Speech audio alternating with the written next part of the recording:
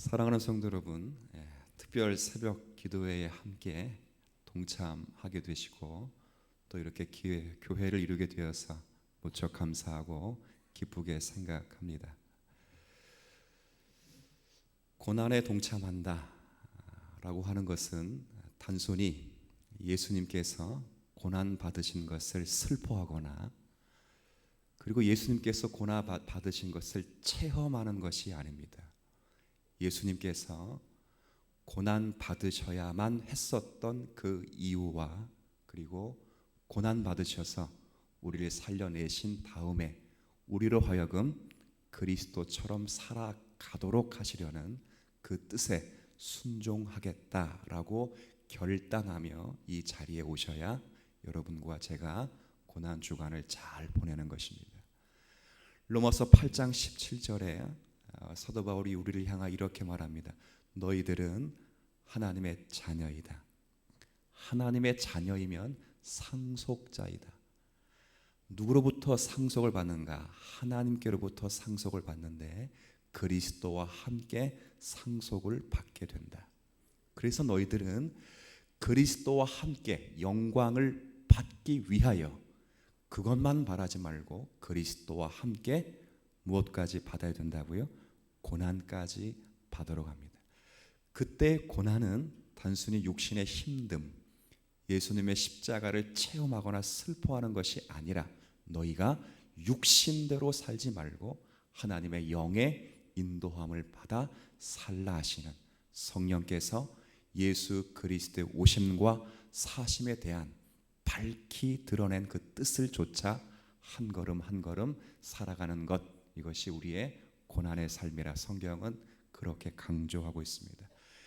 이번에도 그런 마음을 갖고 고난 주간에 참여하신 여러분들에게 주님의 십자가의 흔적이 가득하시기를 먼저 주님의 이름으로 축복을 드립니다.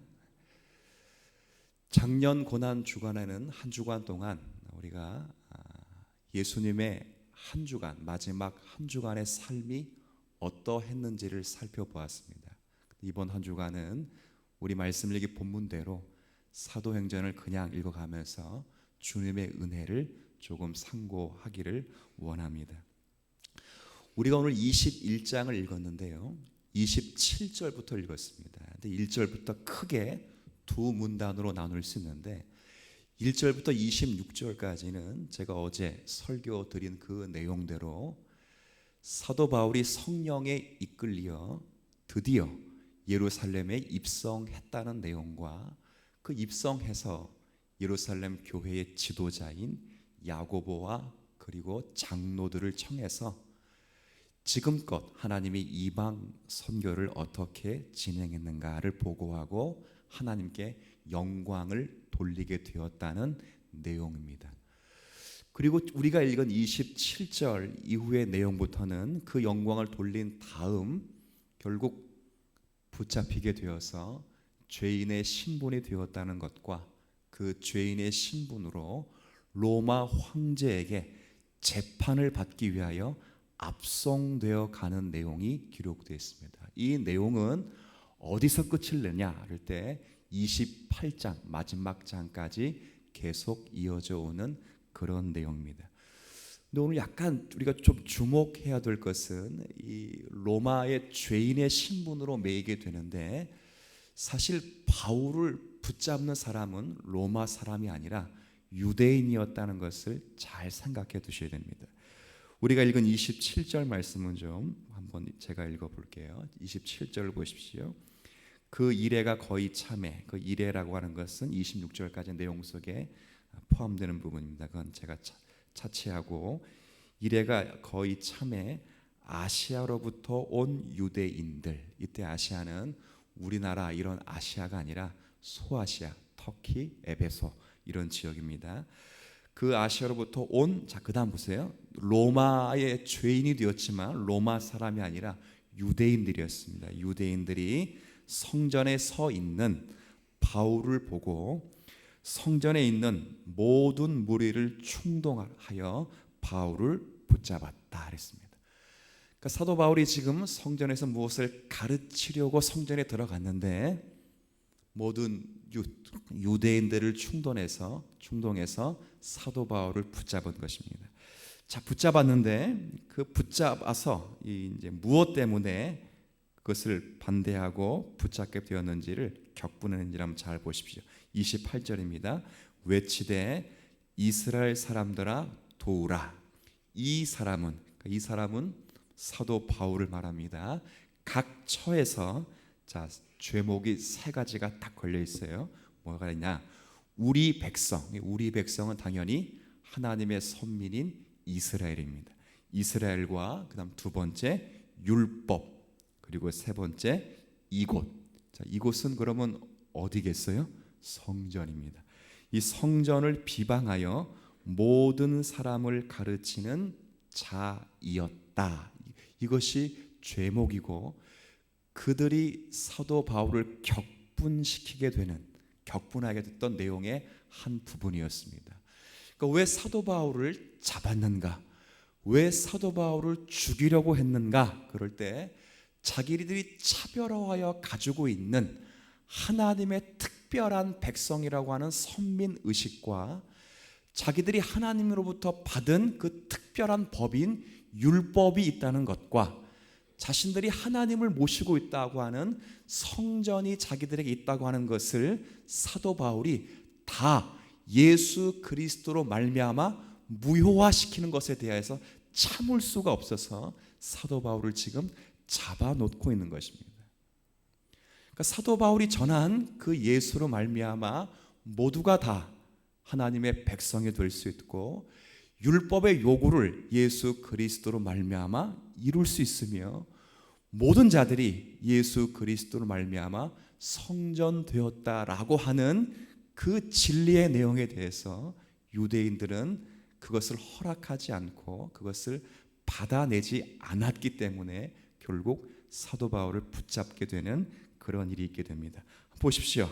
얼마나 심하게 죽이려고 했는지. 30절에 온 성이 소동하여 백성이 달려와 모여 바울을 잡아 성전 밖으로 끌고 나가니 성전 문들이 곧 닫히더라. 31절 그들이 그를 죽이려고 하였더라. 그러니까 그 유대인들이 결국 사도 바울을 죽이려고 하였습니다. 물론 32절 이 후반에 1절 후반에는 온 예루살렘이 요란하다는 소문이 군대의 천부장 로마의 1000명을 거느리는 부장입니다.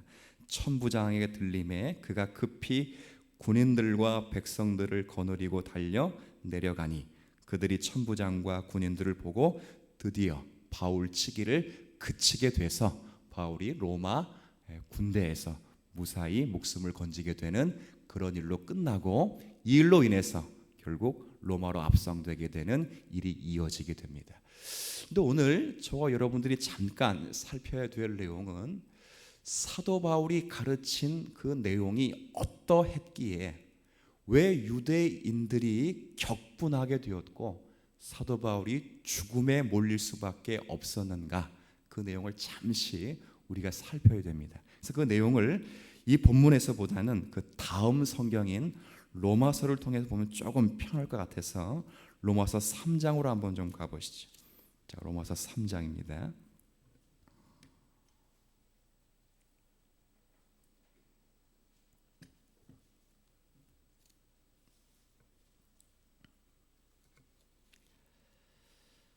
자, 로마서 3장 제가 23절부터 26절까지를 읽어드리겠습니다. 로마서 3장 23절부터 26절까지. 자, 한번 제가 읽겠습니다. 모든 사람이 죄를 범하였음에 하나님의 영광에 이르지 못하였다. 자, 그런데 하나님의 영광에 이르게 된 사람들이 있다 그 말입니다. 저와 여러분이 그런 자들인데 어떻게 그런 일이 일어났는가? 그럴 때 24절 그리스도 예수 안에 있는 속량으로 말미암아 하나님의 은혜로 공짜로 값없이 하나님과 화해되하여 의롭다 하심을 얻은 자가 되었다. 그래서 25절 이 예수를 하나님이 그의 피로써 믿음으로 말미암는 화목 제물로 세우셨으니 이는 하나님께서 길이 참으시는 중에 전에 지은 죄를 간과하심으로 자기의 의로우심을 나타내려 하심이라. 무슨 말입니까? 하나님께서 참으셨던 모든 지나쳐 왔던 모든 죄를 누구에게 다 뒤집어 씌웠다고요? 그리스도 예수에게 뒤집어 씌우셔서 그 예수를 죽이고 너희를 살렸기 때문이다. 이 이야기를 하는 거예요.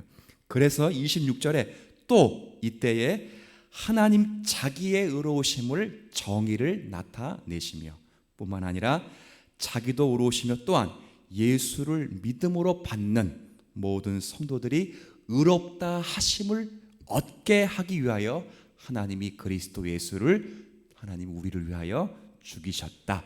그렇게 이야기하고 있는 그런 내용입니다. 그러니까 결국 예수로 말미암는 하나님과의 화해, 예수로 말미암아 하나님이 누구신가에 대한 하나님의 자기 증명, 이것이 복음이라고 하는 것입니다. 이게 왜 21장과 연결되어 있냐면 21장에 유대인들이 격분해서 사도 바울을 죽일 수밖에 없었던 것은 저들이 하나님의 사랑을 받고 있다는 것을 뭘로 증명하냐면 자신이 아브라함의 육적 혈통이고 그 아브라함의 육적 혈통에 하나님이 뭘 주셨다고? 또 율법이라는 걸 주셨고 하나님을 모시고 있는 성전이 있기 때문에 저들은 예수 그리스도를 구원자로 인정하지도 않고 당연히 하나님의 사랑을 받아야만 되는 사람으로 그렇게 자신을 차별화시켰던 것입니다. 그렇지 않다는 것입니다. 여기 27절에 그래서 결론을 뭐라고 말하냐면 27절 이 말씀 한번 같이 읽어보죠. 시작. 그런즉 자랑할 때가 어디 있느냐? 있을 수 없느니라. 무슨 법으로냐? 행위로냐? 아니라 오직 믿음의 법으로다. 그러니까 자랑할 수 없다, 자랑하지 말아라 이렇게 말하는 것은 교만하지 말라 이 이야기를 하자는 것이 아닙니다. 하나님께서 자기 백성을 찾아오시는 그 하나님의 은혜와 진실과 그 사랑에 실력으로 부응할 수 있는 사람이 아무도 없다는 것입니다. 너희 유대인들이 육적 선민일지라도 너희 유대인들에게 율법을 가지고 있는 자들일지라도 너희들이 하나님을 모실 만한 성전이 있을지라도 너희들이 하나님이 찾아오시는 그 긍휼과 사랑과 성의에 보답할 만한 실력이 너희들에게는 없다 그 말이에요. 그 증거가 무엇이냐? 예수가 너희를 위하여 죽으셨다는 것입니다. 이게 왜 우리에게 중요하냐면 고난주간을 섬기며 한 주간을 보내는 분들에게 왜 중요하냐? 여러분 반드시 생각을 하셔야 됩니다. 저와 여러분이 하나님의 자녀가 되고 저와 여러분이 예수로 말미암아 하나님과 의롭다함 받은 관계 속에서 하나님과 화평을 누리게 되는 그 자리에 저와 여러분이 가지고 있는 어떤 선한 동기조차도 하나님 앞에 내세울 만한 실력으로 작용되는 것이 결코 없다는 것을 고난주간 앞에 십자가 앞에 인정하실 수 있는 우리 모두가 되었으면 좋겠습니다. 이건 대단히 민감한 내용입니다. 교회 가운데도 내가 너보다는 그래도 하나님의 사랑을 더 받을 만한 자격이 있다거나 나는 믿었고 너는 믿지 않았다는 것이 차별이 된다거나 나는 조금 더 기도했고 조금 더 성경을 읽었고 조금 더 봉사를 했다는 것이 다른 사람의 차별화돼서 그것이 하나님의 어떤 은혜를 받아야 되는 것으로 여러분의 마음과 제 마음이 작용되는 것이 있다면 그건 모두 지금 사도행전 21장에 유대인들이 갖고 있었던 선민의식과 유대인들이 갖고 있었던 율법의식과 유대인들이 가지고 있었던 성전을 가지고 있었다는 것으로 하나님의 사랑을 확인하는 것에 불과한 것입니다. 우리 모두는 십자가 앞에서 자신을 찾는 자들이 아닌 것입니다. 갈라디아서 6장 14절에 사도 바울이 이렇게 표현했습니다. 내게는 우리 주 예수 그리스도의 십자가 외에 결코 자랑할 것이 없으니 그리스도로 말미암아 세상이 나를 대하여 십자가에 못 박고 내가 또한 세상을 대하여 그러하니라. 그렇게 되어 있습니다. 이 말은 가슴에 십자가가 있는데 이제 십자가로 말미암아 내가 십자가를 넘어 세상의 내용을 채울 수 없고 세상의 내용도 십자가를 넘어 내 가슴으로 들어올 수 없는 존재가 되어서 우리 모두는 십자가 외에는 자랑할 것이 없는 사람들이 되었다라는 것을 강조하고 있는 것입니다. 우리의 자랑이 그와 같아야 합니다. 우리의 연약함을 자랑하고 우리가 누군가 차별화될 수 없는 사람임을 십자가로 확인하셔야 됩니다. 그러나 명심하십시오.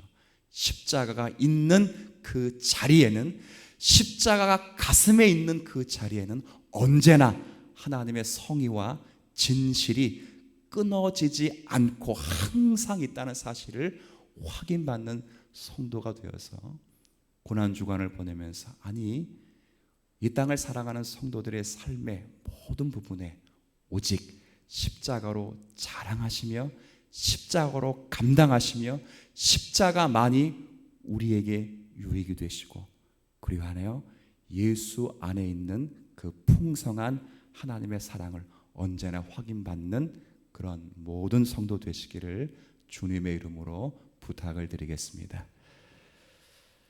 하나님 아버지, 은혜와 사랑을 인하여 감사드립니다.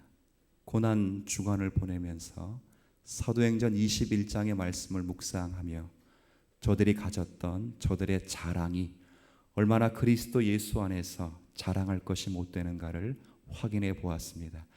이런 자랑이 21세기를 살아가는 우리들 가운데 있는지를 면밀히 살피며 자신의 심령을 내어보는 성도들 되게 하여 주옵시고 우리에게는 이제 십자가로 찾아오시는 하나님의 무한하신 사랑 외에는 결코 자랑할 것이 없는 성도들이 되어서 오직 주님 한 분만으로 족한 인생을 살아가게 하여 주옵시고 예수로 말미암아 하나님의 백성된 성도, 예수로 말미암아 율법의 의를 이루게 된 그 은혜, 예수로 말미암아 성전된 하나님의 사랑, 교회된 은혜를 넉넉히 누리며 한 생애를 살아가도록 은혜를 더하여 주옵소서. 우리가 그 은혜의 자리에 서 있는 것이 복이며 생명임을 기억하여 언제나 주님과 함께 동행하는 자리로 서도록 우리 모두를 은혜로 세워 주옵소서. 이 시간 입을 열어 기도하게 될 것입니다. 특별히 나라와 민족을 위해 기도하고 교회를 위해 기도하며 저 북녘 땅을 위해 기도하고 성도를 위해 기도하고 선교사들과 전도자를 위해 기도하게 될 때에 하나님 저희들의 기도에 긍휼을 더하셔서 하나님의 선하심이 증거되게 하여 주옵시고 이 기도를 통하여 하나님의 뜻이 우리 가운데 이루어지도록 은혜를 더하여 주옵소서. 예수님의 이름으로 기도 올리옵나이다. 아멘.